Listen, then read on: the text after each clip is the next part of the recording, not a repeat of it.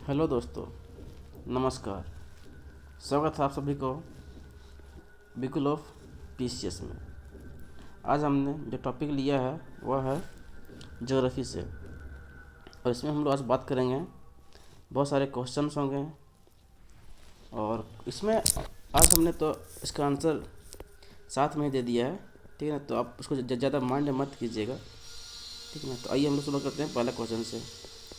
बैरन द्वीप ज्वालामुखी एक सक्रिय ज्वालामुखी है जो भारतीय राज्य क्षेत्र में स्थित है। दूसरा, बैरन द्वीप ग्रेट निकोबार के लगभग 140 किलोमीटर पूर्व में स्थित है। पिछली बार बैरन द्वीप ज्वालामुखी में 1991 में उद्गार हुआ था और तब से यह निष्क्रिय बना हुआ है। तो इसमें से कौन सा आंसर अपन सही है? मतलब इसमें ऑप्शन दिया हुआ नंबर 1 सही है केवल, ऑप्शन नंबर बी 2 और 3 सही है, सी केवल 3 और 4 1 और 3। तो इसमें हम समझने का प्रयास करेंगे कि बैरन द्वीप जो हमारे इंडिया का एक हम लोग जानते हैं कि एक सक्रिय ज्वालामुखी द्वीप है, ठीक ना। तो ये हमारे कहाँ पर है? ये हमारे अंडमान सी में है, और अंडमान निकोबार जो हमारा द्वीप है उसी में से ये एक छोटा सा द्वीप है। तो इसका जो आंसर है तो इसका ऑप्शन नंबर 1 जो दिया हुआ है, बैरन द्वीप ज्वालामुखी एक सक्रिय ज्वालामुखी है जो भारतीय राज्य क्षेत्र में स्थित है, ये सही ऑप्शन है, ठीक ना। नंबर 2 जो दिया है, बैरन द्वीप ग्रेट निकोबार के लगभग 140 किलोमीटर पूर्व में स्थित है, ये गलत हो जाता है, क्योंकि ग्रेट निकोबार के पूर्व यानी कि हमारे फिर आ जाता है वो इंडोनेशिया वाला जो क्षेत्र है उधर आ जाता है, यानी कि वो फिर गलत हो जाता है, क्योंकि हमारा ये अंडमान का वाला जो क्षेत्र है उसमें है, यानी कि अंडमान और निकोबार का उत्तरी साइड में, ठीक है। तो ये ऑप्शन नंबर 2 गलत हो जाता है, ठीक ना। तो इससे तो हमारा आंसर निकल जा रहा है, लेकिन फिर भी हम ऑप्शन नंबर 3 भी देखेंगे। पिछली बार बैरन द्वीप ज्वालामुखी में 1991 में उद्गार हुआ था और तब से यह निष्क्रिय बना हुआ है। ये जो डेट दिया हुआ 1991 ये सही है, लेकिन लेटेस्ट पीरियड में 2016 में वहाँ पर एक ज्वालामुखी क्रिया देखने को मिली थी। तो इस तरह से देखा जाए तो इसका आंसर जो बनता है केवल 1 बनता है, ठीक। और इसका जो डिस्क्रिप्शन है वो आप नीचे दिए हुए आप लोग वीडियो को पॉज करके देख सकते हैं। चलते हैं हम लोग अगले क्वेश्चन में। निम्नलिखित में से कौन सा भौगोलिक रूप से ग्रेट निकोबार के सबसे निकट है? ठीक है ना, ग्रेट निकोबार के सबसे निकट है। और ये जो हमारा ग्रेट निकोबार जो हमारा जानते हैं कहाँ पड़ता है? अंडमान निकोबार का जो आइलैंड है उसका दक्षिणी भाग, अन्य निकोबार का साउदर्न पॉइंट जो है वो ग्रेट निकोबार है। और ग्रेट निकोबार अभी तो पानी में डूब चुका है, ठीक है ना। तो आप जानते हैं कि 2004 में जो सुनामी आया था, ठीक है ना, उसके बाद से भी धीरे धीरे पानी का लेवल जो बढ़ते जा रहा है उससे वो इसके अंदर यानी कि पानी के अंदर सबमर्ज हो चुका है अभी। तो ग्रेट निकोबार के सबसे निकट है। तो यहाँ पर जो ऑप्शन दिया गया है, option number A Sumatra, option number B Borneo, और ऑप्शन नंबर सी जावा, और ऑप्शन नंबर डी श्रीलंका। तो ये जो सुमात्रा दिया, जावा दिया, बोर्निया जो दिया हुआ ना, ये इंडोनेशिया का आइलैंड है। तो इसमें जो सुमात्रा का जो है ना, सुमात्रा मैं दिखाता हूँ। जैसे कि सुमात्रा आपका ऐसे बना हुआ है, ठीक ना। मैं आपको दिखा देता हूँ ठीक से। हाँ, सुमात्रा ऐसे है, ठीक ना। फिर यहाँ पर आपको बना हुआ जावा ऐसे है, और बोर्नियो बना हुआ ऐसे है, ठीक ना। ये आपको पूरा है आइसलैंड, आपको होगी इंडोनेशिया का, इंडोनेशिया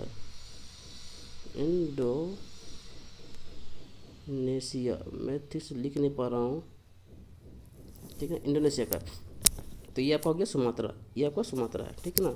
ये आपका जावा हो गया, और ये आपका हो गया बोर्नियो, ठीक, ये आपका हो गया बोर्नियो।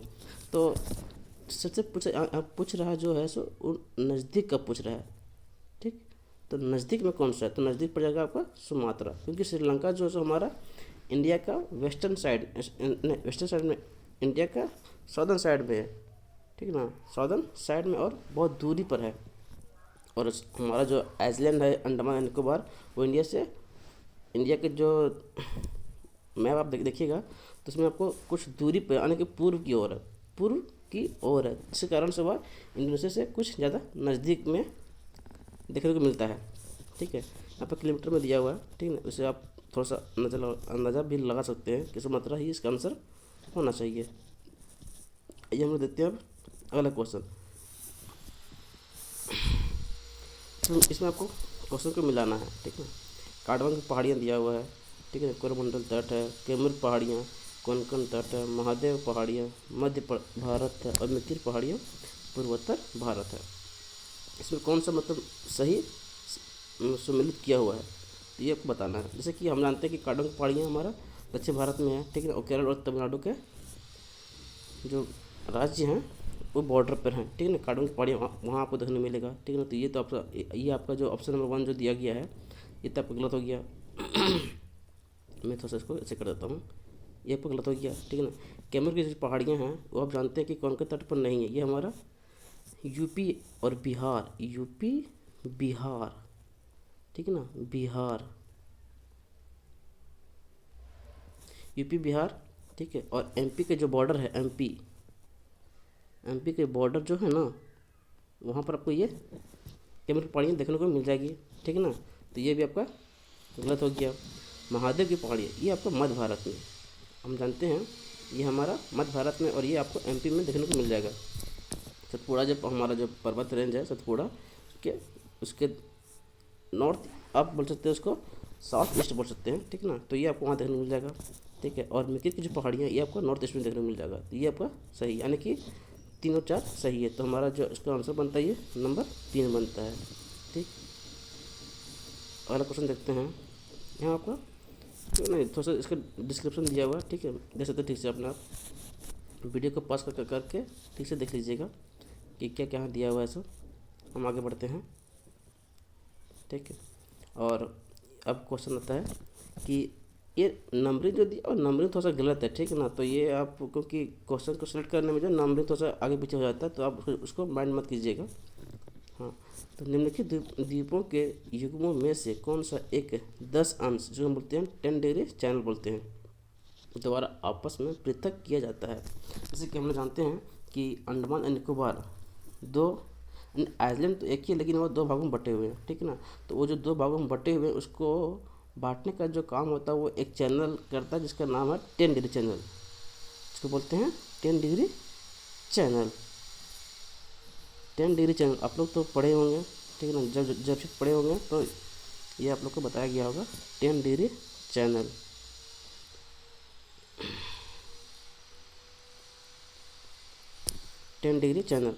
और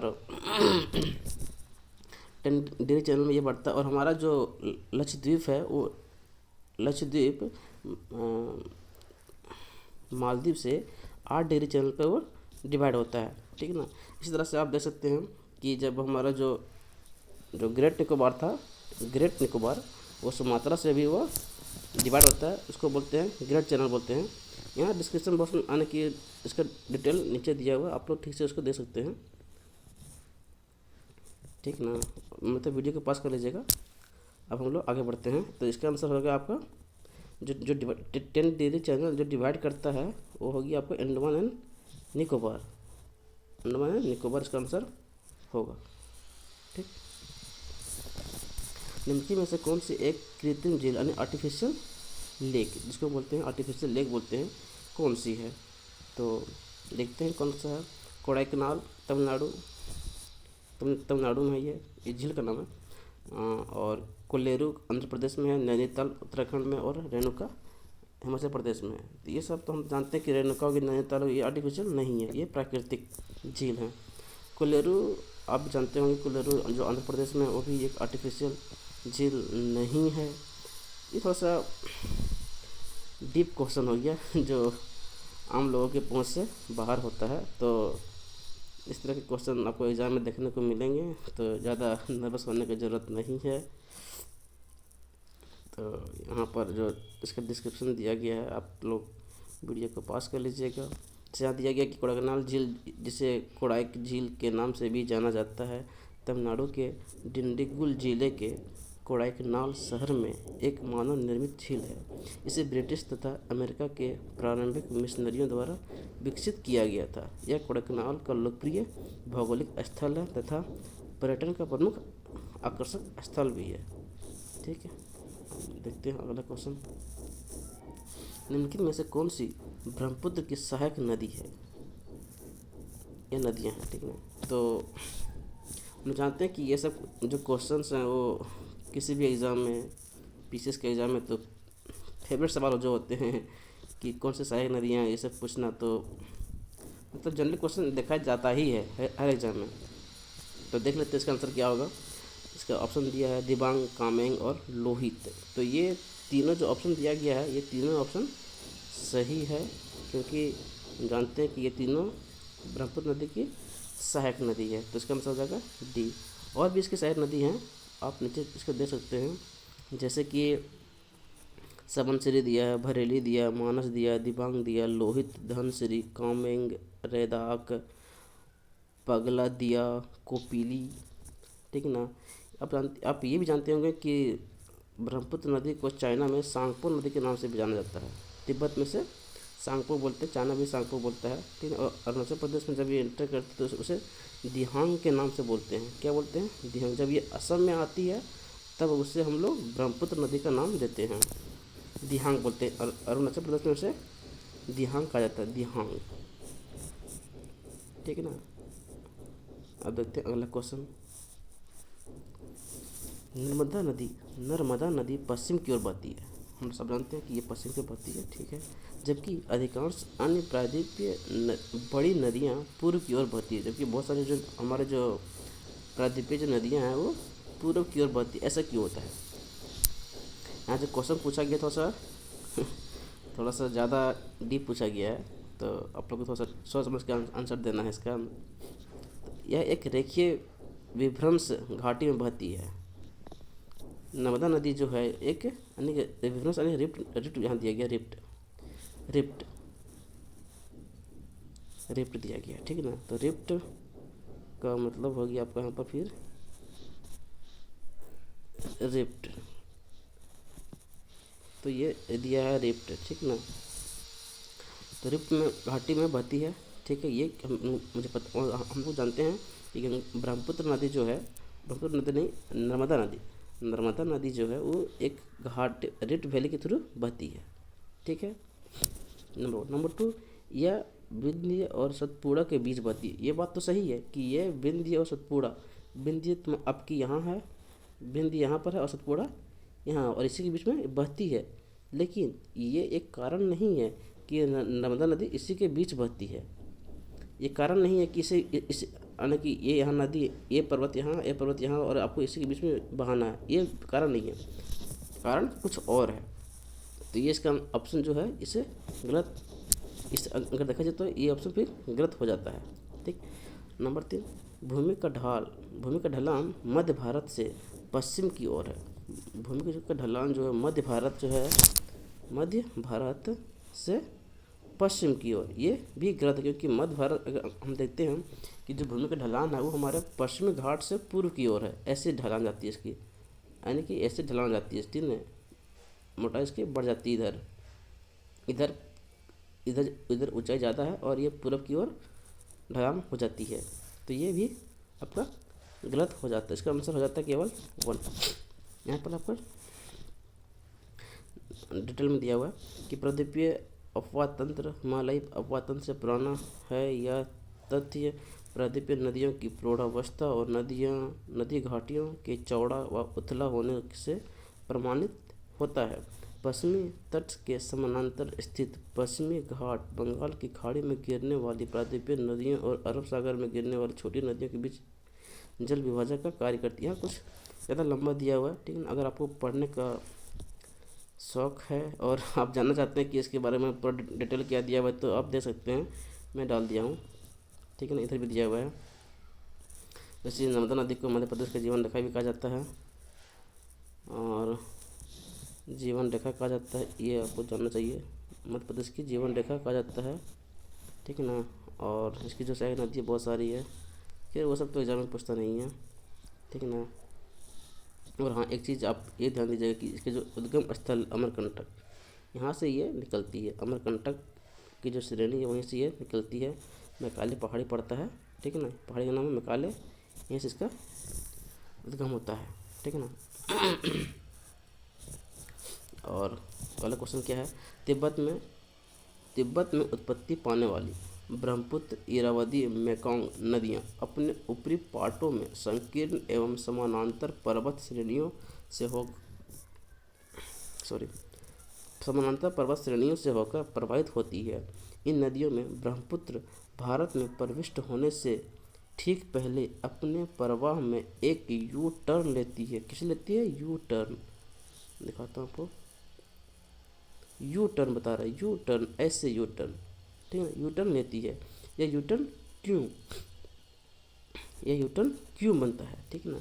अब ये थोड़ा सा कॉन्सेप्ट वाला चीज़ होगी, कॉन्सेप्ट ये भाई ब्रह्मपुत्र नदी सीधे बहती हुई आ रही है और फिर यू टर्न क्यों मान लेती है। तो आइए हम देखते हैं क्वेश्चन के थ्रू ही। वलित हिमालय श्रेणियों के उत्थान के कारण, जो हमारा वलित मतलब फोल्डन होता है, ठीक है ना, फोल्डन हिमालय।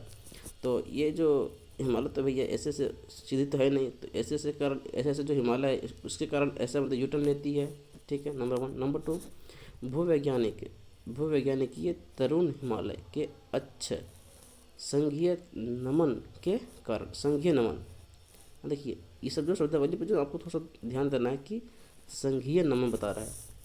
संघीय नमन के कारण तृतीय कल्पीय यानी टर्सरी, जब हमारा जो, जैसे कि आप जानते हो कि तृतीय कल्पीय वलित पर्वतमालाओं में भू विवर्तनिकीय विक्षोभ के कारण, ठीक है ना, इस संदर्भ में उपयुक्त ए और बी दोनों कारण तर्कसंगत हैं। बताइए इसका आंसर क्या होना चाहिए। बोलिए यहाँ आंसर आप दिया हुआ है, लेकिन ये आंसर को देख कर आपको यहाँ पर टिक नहीं मारना है, समझना है कि इसका आंसर ये क्यों है, ठीक है ना। इसका आंसर जो दिया गया हो, इसका आंसर केवल बी है, ठीक है ना।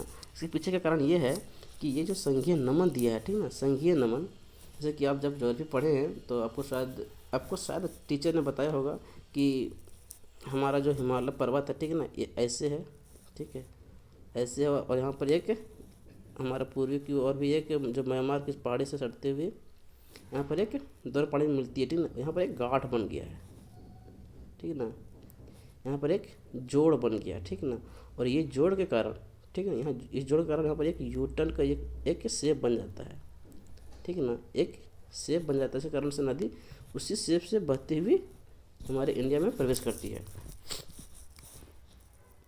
ठीक। यहाँ से दिया होगा हिमालय के पूर्वी भाग में अरुणाचल प्रदेश, हिमालय के पूर्वी भाग में, हिमालय के एक मिनट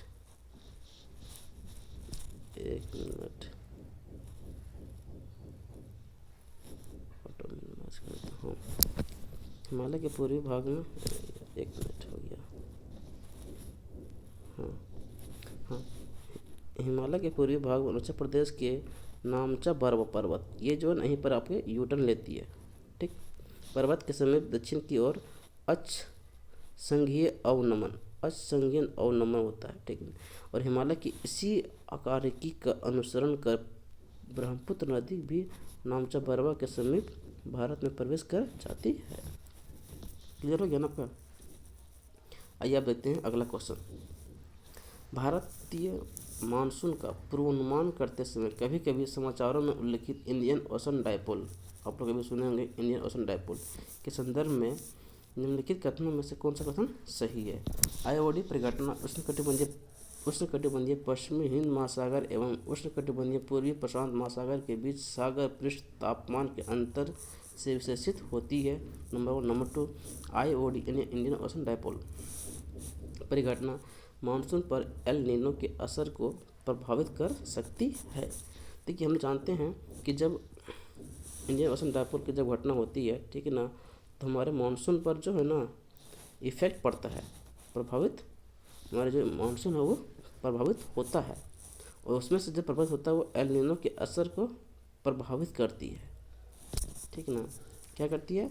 उसके असर को प्रभावित करती है। इसको हम लोग डिटेल में कभी बाद में देखेंगे, ठीक है ना। यहाँ पर तो इसका आंसर भी दिया हुआ है, क्योंकि आप लोग शायद इस टर्म से शायद परिचित ना हो, तो मैं इसे ज़्यादा अगर एक्सप्लेन करूँगा तो फिर टाइम यहाँ पर कम पड़ जाएगा, क्योंकि मैं इसे बाद में टॉपिक के तौर पर डिस्कस करूँगा, ठीक है।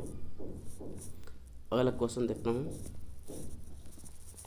निम्नलिखित नेशनल पार्कों में से किस एक की जलवायु उष्णकटिबंधीय से उपोष्ण, शीतोष्ण और आर्कटिक तक परिवर्तित होती है?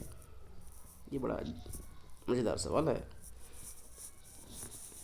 नेशनल पार्क के बारे में बताना है कि कौन सा ऐसा नेशनल पार्क है जिसमें आपको उष्णकटिबंधीय भी देखने को मिलेगा, उपोष्णकटिबंधीय भी देखने को मिलेगा, शीतोष्णकटिबंधीय भी मिलेगी और आर्कटिक। ये तीनों चीज़, ये चारों, उष्ण भी, उपोष्ण, शीतोष्ण और आर्कटिक, ये जो हमारे जो जलवायु है, ये एक ही पार्क में, एक ही नेशनल पार्क में चारों जलवायु आपको देखने को मिल सकता है। तो बताना कि कौन सा ऐसा नेशनल पार्क है, आंसर देखना नहीं है। कंचनजंगा नेशनल पार्क है number 1। Number 2 Nanda Devi national park है, नुब्रा वैली नेशनल पार्क और Namdapha national park. 4 national park दिया। पहले ये बताइए कि कंचनजंगा नेशनल पार्क कहाँ है, नंदा देवी नेशनल पार्क ये कहाँ है, नुब्रा वैली नेशनल पार्क ये कहाँ, और नामदफा नेशनल पार्क ये कहाँ। 4 को दिया, 4 बताना है, ठीक है ना। और कमेंट तो आप कर सकते नहीं हैं, तो चलिए मैं बता देता हूँ। कंचनजंगा नेशनल पार्क ये आपका हो गया सिक्किम में। कहाँ पर है?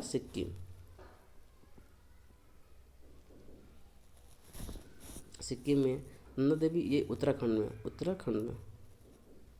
उत्तराखंड। अरे मैं ठीक से लिख नहीं पा रहा हूँ, ठीक है ना, तो KHAND होगा। नंदा देवी आपको उत्तराखंड में है।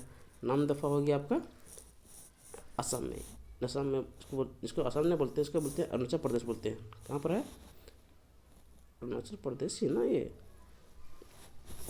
नामदफा ये अरुणाचल प्रदेश में ही, अरुणाचल प्रदेश में, अरुणाचल प्रदेश, ये आपका अरुणाचल प्रदेश में नामदफा है। ये नुब्रा वैली मेरा दिमाग से शायद निकल चुका है, ठीक है ना, तो मैं इसको देख के बाद में आपको बता दूंगा। तो इसको मैं क्लियर कर देता हूँ ताकि आपको फिर दिक्कत ना हो पढ़ने में, ठीक है ना।